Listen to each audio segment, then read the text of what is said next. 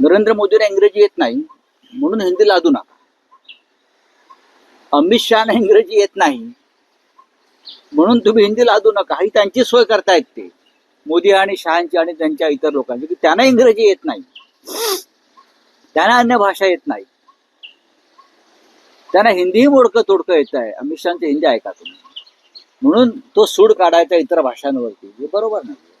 महाराष्ट्रासारख्या राज्यामध्ये खास करून मुंबई, जी हिंदी सिनेसृष्टीचं प्रमुख ऊर्जा आहे, जिथून हिंदी सिनेमा बनतो, जिथे हिंदी भाषेचा उगम होतो, तिथे तुम्ही आम्हाला कशाला हिंदी सक्तीची करता?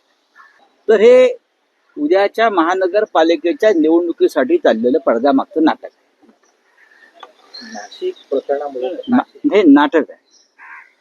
कुठला तर एक पक्ष हिंदीची मागणी करतो, मग त्या पक्षाच्या वतीनं कोणीतरी शिवाजी पार्कावर जाऊन नेत्यांशी चर्चा करतो आणि दुसऱ्या दिवशी म्हणजे उठले कधी, लिहिलं कधी, एवढं मोठं एक मराठी हिंदी विषयी एवढं ट्विट येत आहे.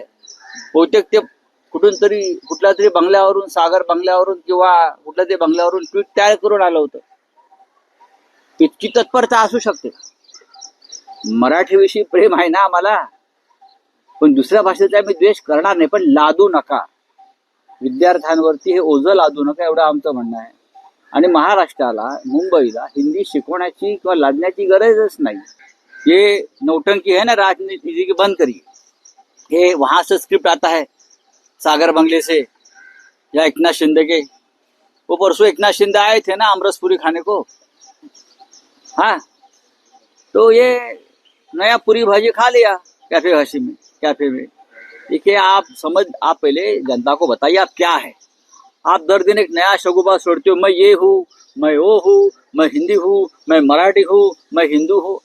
कितने बार आप कपड़े बदलोगे, लिबास बदलोगे? एक बार बदल दो, नहीं तो निकाल दो सब.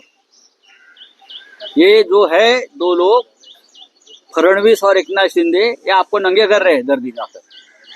आपका कोई खुद का राय है क्या? नहीं. जब कोई बीजेपी का नेता आता है दूसरे दिन आपकी भूमिका बदल जाती है. जब कोई एकनाथ शिंदे वाला आदमी आता है आपकी भूमिका बदल जाती है. उससे लोग आपकी मजा ले रहे हैं, लोग मजा कर रहे हैं, एंजॉय कर रहे हैं, एंटरटेनमेंट हो रहा है. ये ठीक नहीं है किसी भी पार्टी के लिए. मैं किसी पार्टी का नाम नहीं ले रहा हूं.